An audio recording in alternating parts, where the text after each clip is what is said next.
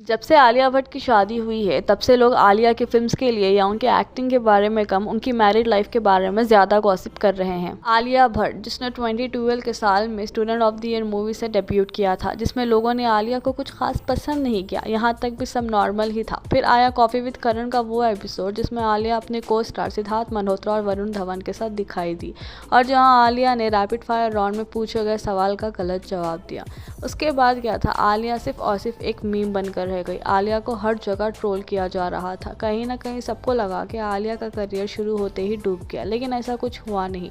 आलिया के पीआर और आलिया के वीआईपी कनेक्शंस ने आलिया को जीरो से हीरो बना दिया, और हम सब जानते हैं वो कौन है जिसने आलिया का करियर बनाया है। जहां आलिया हर जगह ट्रोल हो रही थी, वहीं यूट्यूब पर एआईबी के चैनल पर रिलीज होता है genius of the year feet Alia Bhatt. यहाँ आलिया अपने ऊपर अपने जोक्स को लेते हुए दिखी, उन पर बने मीम्स को एंजॉय करते हुए दिखी और अपने इमेज को क्लीन करने की कोशिश की। कई लोगों ने बोला कि ये एक पेड पीआर था, लेकिन ये चीज़ आलिया के लिए कहीं ना कहीं काम तो कर और आलिया के तरफ लोगों का पर्सपेक्टिव चेंज होते दिखा। उसके बाद आलिया ने अपने एक्टिंग से सबको हैरान भी किया, बैक टू बैक कई सारे हिट्स देकर। लोगों को सबसे ज़्यादा गंगूबाई में आलिया की एक्टिंग काफ़ी पसंद आई। कहा जा रहा था कि गंगूबाई के लिए संजय लीला भंसाली की पहली चॉइस प्रियंका चोपड़ा थी, पर प्रियंका से डेट्स मैच ना होने की वजह से ये मूवी आलिया को मिली, और ये पहली बार था जहां लोगों ने आलिया को सपोर्ट किया, ये कहते हुए कि Alia is the best choice for Gangubai. June 14, 2020 her social media पर ये न्यूज़ आई कि Sushant Singh Rajput was found dead in his Bandra residence. Sushant ने सुसाइड किया था। ये न्यूज़ सुनकर सोशल मीडिया पर बॉयकॉट बॉलीवुड का जैसे ट्रेंड ही शुरू हो गया, और आग में घी डालने का काम कंगना ने बहुत अच्छे से किया। सबसे ज़्यादा हेट इस बॉयकॉट बॉलीवुड को लेकर आलिया को मिला, क्योंकि आलिया को सबसे ज़्यादा प्यार करण जौहर करते हैं। करण ने बोला था कि वो आलिया को अपनी बेटी मानते हैं, और वो वही करण है जिन्होंने सुशांत को धर्मा प्रोडक्शन से बैन किया हुआ था। ये लोगों का सबसे ज्यादा गुस्सा आलिया पर निकला। आलिया को लोगों ने इतना हेट दिया कि कुछ वक्त तक आलिया ने अपने कमेंट सेक्शन को ही ऑफ कर दिया था। फिर वही हुआ जो हमेशा होता है, लोग सब कुछ भूल गए और आलिया अपने हिट्स देते रही। और फिर 2022 में आलिया भट्ट और रणबीर कपूर के वेडिंग पिक सामने आए। इस न्यूज़ से लोगों का 50-50 रिस्पॉन्स था। कुछ लोग इस कपल को पसंद कर रहे थे और ट्रोलर्स ट्रोल कर रहे थे, और यहाँ से आलिया भट्ट बिकम आलिया भट्ट कपूर, और बस वो एक आलिया भट्ट कपूर ही बनकर रह गई। शादी के बाद आलिया इंटरनेट पर ट्रेंड पर रही, लेकिन उनके मूवीज़ के लिए नहीं, बल्कि उनके रिश्ते के लिए। जब आलिया और रणबीर के रिश्ते की खबर बाहर आ रही थी ना, तो सबको लगा कि ये ब्रह्मास्त्र मूवी के लिए इनके फेक डेटिंग के न्यूज़ चलाया जा रहा है। जब आलिया और रणबीर ने शादी कर ली तो सबको तब पता चला कि वो एक्चुअल में सही न्यूज़ थी। पर आलिया और रणबीर के रिश्ते को और ट्रोल किया गया ब्रह्मास्त्र मूवी के प्रमोशंस के दौरान, जब आलिया प्रेग्नेंट थी और रणबीर ने आलिया को फैट बोल दिया। और फिर क्या था, लोगों ने रणबीर और आलिया को भर भर के ट्रोल किया। लोगों ने रणबीर को रेड फ्लैग तक डिक्लेयर कर दिया अपनी प्रेग्नेंट वाइफ को बॉडी शेमिंग करने के लिए। देखो, मेरे हिसाब से it was a very cute troll. He directly didn't tell her कि listen you are fat, his intention is not to hurt her. उसने ये सिर्फ अपने वाइफ को टीज करते हुए बोला। ये सब नॉर्मल कपल्स में भी चलता होगा।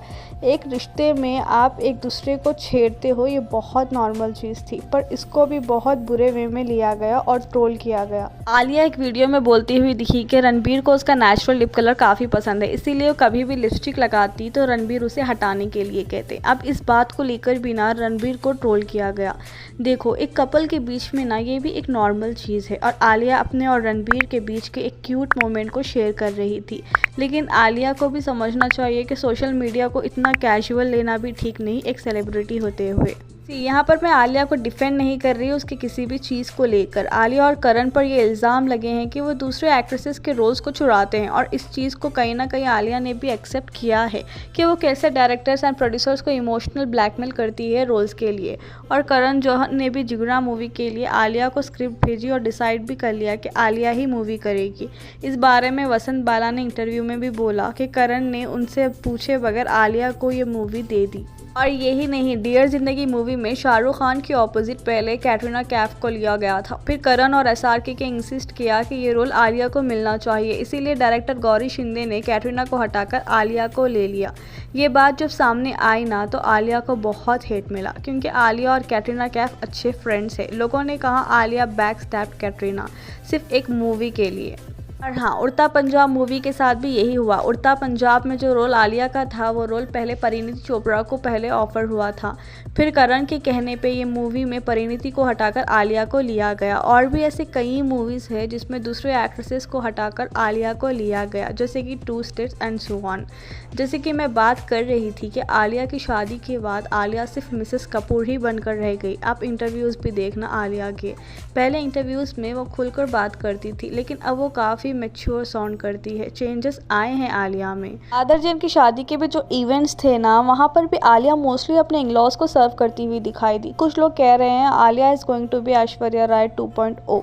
देखो, एक्टर या एक्ट्रेसेस कभी भी एक दूसरे के साथ मजबूरी में नहीं रहते ये सोचकर कि बच्चों का क्या होगा या फिर दुनिया क्या कहेगी। वो लोग सेल्फ डिपेंडेंट होते हैं। और रूमर था जो इस कपल के बारे में बोला गया था, जब अंबानीज की शादी चल रही थी तब एक बड़े पेज ने ये पोस्ट डाला जो आप स्क्रीन पर पढ़ सकते हैं। ये किस सेलिब्रिटी के बारे में बात हो रहा था ये क्लियर नहीं बोला गया, लेकिन जिस हिसाब से लिखा गया था लोगों ने अंदाज़ा लगा लिया कि ये आलिया और रणबीर के बारे में ही बात हो रहा है। अब ये न्यूज़ सच में लग तो इसी कपल के बारे में था, पर कोई नहीं जानता कि ये कितना सच है और ये कितना झूठ है। हाँ, ये कपल ऑन स्क्रीन काफ़ी मेस्ड अप चीज़ें करते हैं, पर एज आई सेड सेलिब्रिटीज़ वो लोग नहीं होते जो किसी एक पर डिपेंड रहे। और to be very honest, Ranbir और आलिया की इस शादी में मुझे आलिया मजबूर नहीं लगती जिस तरह से लोग कह रहे हैं। वो लोग कहीं ना कहीं हैप्पी है अपने रिश्ते में। और हाँ, हर इंसान अपने फीलिंग्स को बताना पसंद नहीं करता। रणबीर आलिया को किसी भी इवेंट्स में या फिर इंटरव्यूज़ में प्रेस करते हुए नहीं दिखे रणवीर सिंह की तरह, तो it doesn't mean that they are not happy. लोगों को इस कपल को अब हेट करना छोड़ देना चाहिए। अब उनकी एक बेटी भी है and they look blessed. Hope you like this video. Thanks for watching.